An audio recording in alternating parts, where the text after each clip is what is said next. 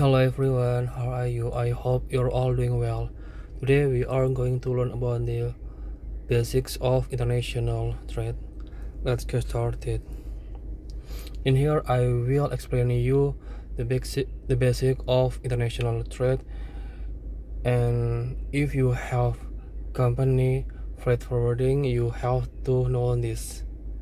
Okay, and you have to know about the import, export, regulation, and others. Okay, in here I have a explanation about it. International trade plays a vital role in today's global economy, allowing countries to exchange goods and services beyond their border. It exists because nations have different resources, different natural resources. For example, in Indonesia, strong in tropical agriculture such as palm oil, coffee, rubber, and certain minerals such as nickel and tin. But for USA, United States of America, strong in advanced energy such as oil, gas, shale, and grains such as corn, wheat, soybeans, and large-scale mineral production. If you have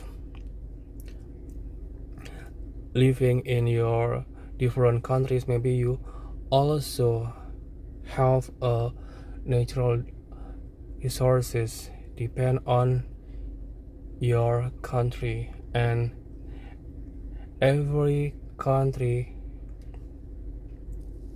needs product or services from other countries.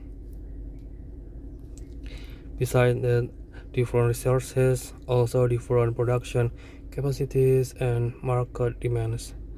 To make trade possible, exporter, importer, governments, and logistic provider work together under international rules and documents such as invoices, packing lists, and bills of lading. Understanding the basic of international trade, its definition, key player, reasons, and documents provides a strong foundation for anyone entering global business or logistics. In here I have many highlights. For example, definition for basic of international trade and main players, why international trade happens, and key documents in international trade. For number one, definition for basic of international trade. Exchange of goods and services between two or more countries. Access to meet domestic needs, increase profit, and expand market reach. This is the definition of basic international trade. The point of international trade is exchange of goods and services between two or more countries, because every country has a different resources, different demand, and others. So they need to international trade. Okay, next for the main players of international trade, you can see in here exporter, importer, and government. Exporter or shipper, the seller who ships goods abroad. Okay, exporter, if you want to sell your product or your services to abroad. So you are as shipper or exporter. You sell your product or services abroad. You are called exporter. But for importer or consignee or buyer, it means the buyer who receives goods from overseas. If you want to buy product or services from other countries from overseas, you are as importer or consignee. Okay, I hope you understand differences between exporter and importer. Next, government or customs.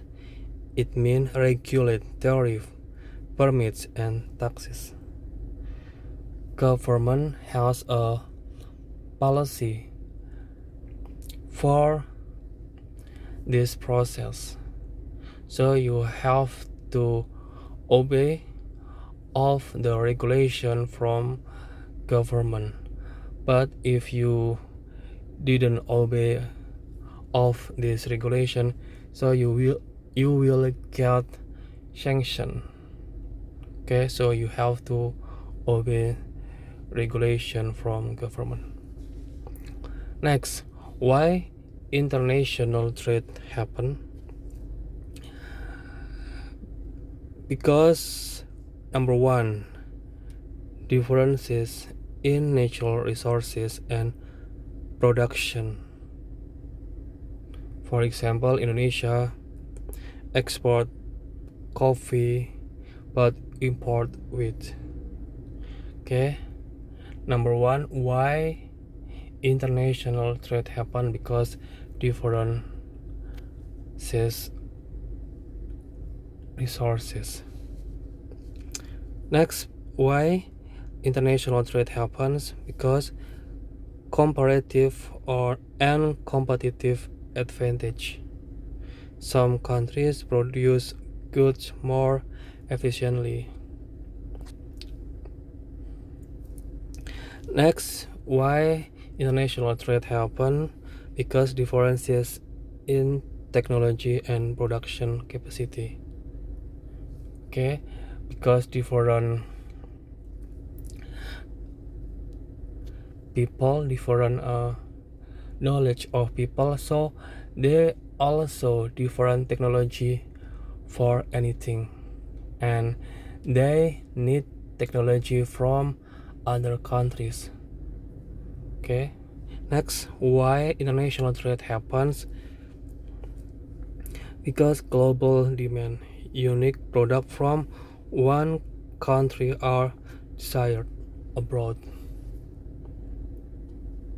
Okay, this is the reason why international trade happens. Next, key document in international trade. There are three documents in international trade, such as commercial trade, packing list, bill of lading, or airway bill. Commercial invoice, it means proof of transaction. This is as a proof of transaction. Packing list, it means details of goods inside of the shipments. And bill of lading or airway bill, it means proof of shipment. And detail of these documents I will explain you next time. And in here, in the last document, bill of lading and airway bill, it has a documents bill of lading for it is used for sea or ocean document, but for air bill it for air freights.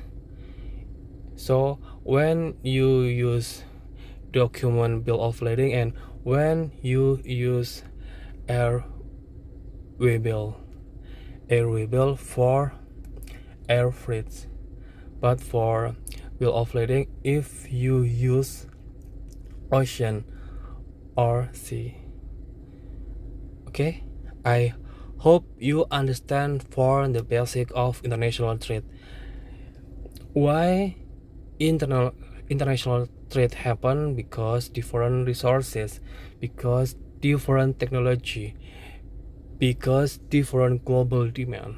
And definition of this international trade is exchanging of goods or services between two or more countries.